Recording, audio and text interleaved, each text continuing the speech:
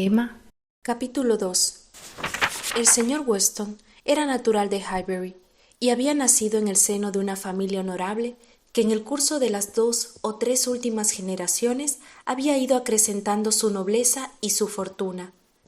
Había recibido una buena educación, pero al tener ya desde una edad muy temprana una cierta independencia, se encontró incapaz de desempeñar ninguna de las ocupaciones de la casa a las que se dedicaban sus hermanos, y su espíritu activo e inquieto y su temperamento sociable le había llevado a ingresar a la milicia del condado que entonces se formó. El capitán Weston era apreciado por todos, y cuando las circunstancias de la vida militar le habían hecho conocer a la señorita Churchill de una gran familia del Yorkshire, y la señorita Churchill se enamoró de él, nadie se sorprendió, excepto el hermano de ella y su esposa, que nunca le habían visto, que estaban llenos de orgullo y de pretensiones, y que se sentían ofendidos por este enlace. Sin embargo, la señorita Churchill, como ya era mayor de edad y se hallaba en plena posesión de su fortuna, aunque su fortuna no fuese proporcionada a los bienes de la familia, no se dejó disuadir y la boda tuvo lugar con infinita mortificación por parte del señor y la señora Churchill, quienes se la quitaron de encima con el debido decoro. Este fue un enlace desafortunado y no fue motivo de mucha felicidad. La señora Weston hubiera debido ser más dichosa, pues tenía un esposo cuyo afecto y dulzura de carácter le hacían considerarse deudor suyo en pago de la gran felicidad de estar enamorada de él. Pero aunque era una mujer de carácter, no tenía el mejor.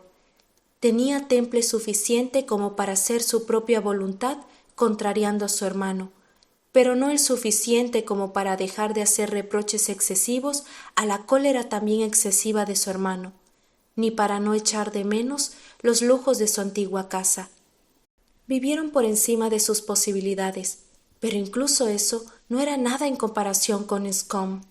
Ella nunca dejó de amar a su esposo, pero quiso ser a la vez la esposa del capitán Weston y la señora Churchill de Enscombe. El capitán Weston, de quien se había considerado, sobre todo por los Churchill, que había hecho una boda tan ventajosa, resultó que había llevado con mucho la peor parte, pues cuando murió su esposa, después de 3 años de matrimonio, tenía menos dinero que al principio y debía mantener a un hijo. Sin embargo, pronto se le libró de la carga de este hijo.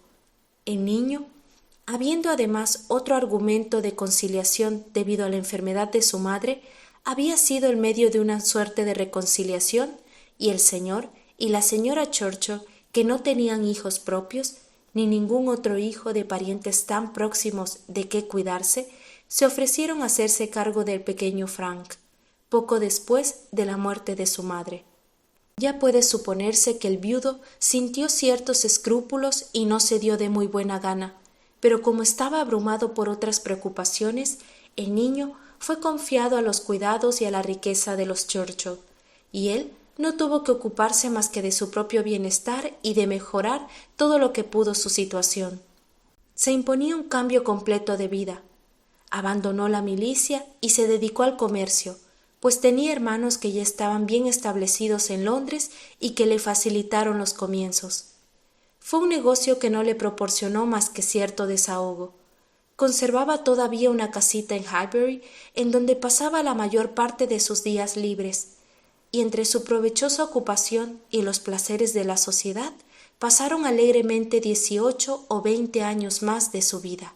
Para entonces había ya conseguido una situación más desahogada que le permitió comprar una pequeña propiedad próxima a Highbury, por la que siempre había suspirado, así como casarse con una mujer incluso con tan poca dote como la señorita Taylor, y vivir de acuerdo con los impulsos de su temperamento cordial y sociable. Hacía ya algún tiempo que la señorita Taylor había empezado a influir en sus planes, pero como no era la tiránica influencia que la juventud ejerce sobre la juventud, no había hecho vacilar su decisión de no asentarse hasta que pudiera comprar Randalls, y la venta de Randalls era algo en lo que pensaba hacía ya mucho tiempo, pero había seguido el camino que se trazó teniendo a la vista estos objetivos hasta que logró sus propósitos. Había reunido una fortuna comprando una casa y conseguido una esposa, y estaba empezando un nuevo periodo de su vida que, según todas las posibilidades, sería más feliz que ningún otro de los que había vivido. Él nunca había sido un hombre desdichado. Su temperamento le había impedido serlo, incluso en su primer matrimonio, pero el segundo debía demostrarle cuán encantadora, juiciosa y realmente afectuosa puede llegar a ser una mujer, y darle la más grata de las pruebas de que es mucho mejor elegir que ser elegido, despertar gratitud que sentirla. Solo podía felicitarse de su elección, de su fortuna podía disponer libremente, pues por lo que se refiere a Frank, había sido manifiestamente educado como el heredero de su tío, quien lo había adoptado hasta el punto de que tomó el nombre de Churchill al llegar a la mayoría de edad. Por lo tanto, era más que improbable que algún día necesitase la ayuda de su padre. Este no tenía ningún temor de ello.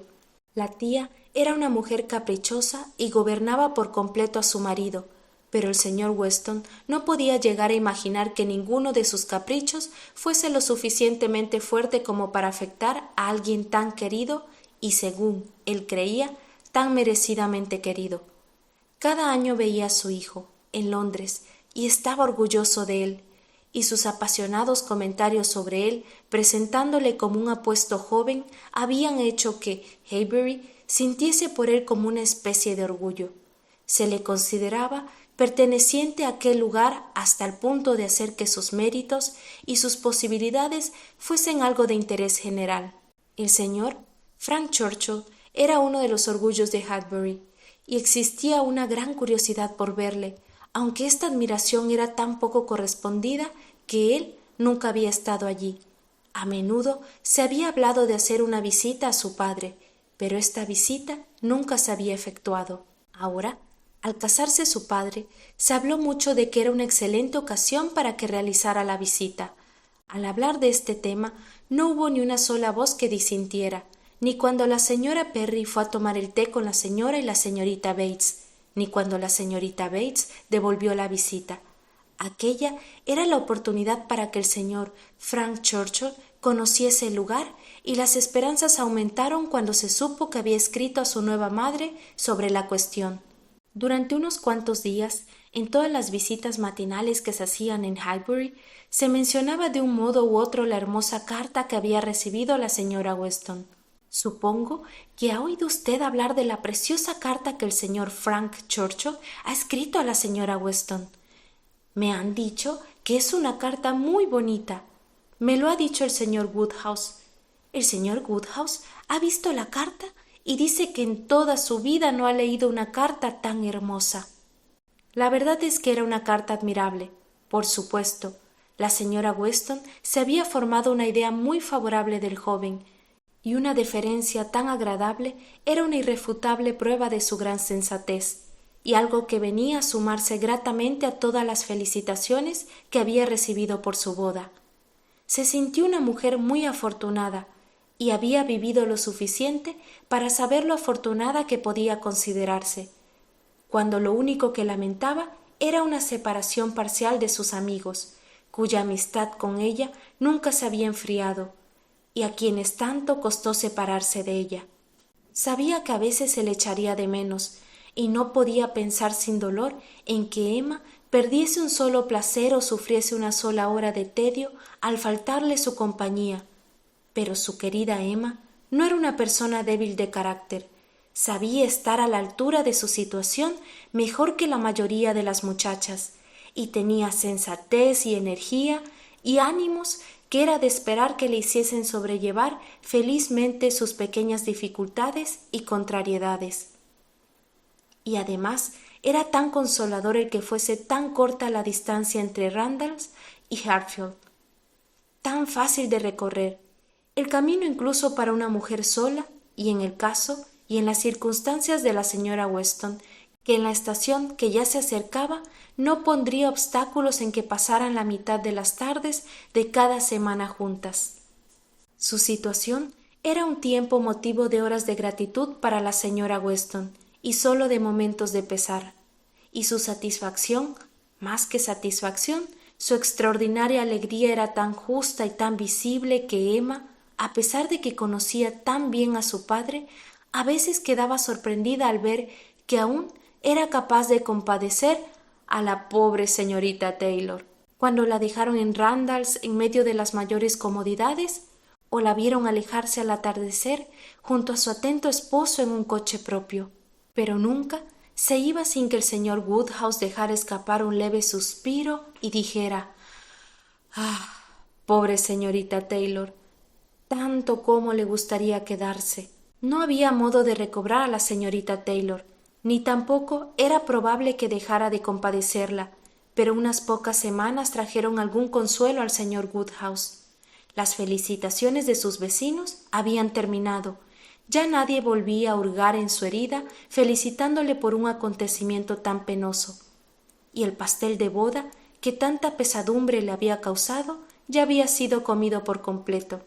Su estómago no soportaba nada sustancioso y se resistía a creer que los demás no fuesen como él. Lo que a él le sentaba mal, consideraba que debía sentar mal a todo el mundo, y por lo tanto había hecho todo lo posible para disuadirles de que hiciesen pastel de boda, y cuando vio que sus esfuerzos eran en vano, hizo todo lo posible para evitar que los demás comieran de él. Se había tomado la molestia de consultar el asunto con el señor Perry, el boticario. El señor Perry era un hombre inteligente y de mucho mundo cuyas frecuentes visitas eran uno de los consuelos de la vida del señor Woodhouse, y al ser consultado no pudo por menos de reconocer, aunque parece ser que más bien a pesar suyo, que lo cierto era que el pastel de boda podía perjudicar a muchos, quizás a la mayoría, a menos que se comiese con moderación. Con esta opinión, que confirmaba la suya propia, el señor Woodhouse intentó influir en todos los visitantes de los recién casados, pero a pesar de todo, el pastel se terminó, y sus benevolentes nervios no tuvieron descanso hasta que no quedó ni una migaja. Por Highbury corrió un extraño rumor acerca de que los hijos del señor Perry habían sido vistos con un pedazo de pastel de boda de la señora Weston en la mano, pero el señor Woodhouse nunca lo hubiese creído.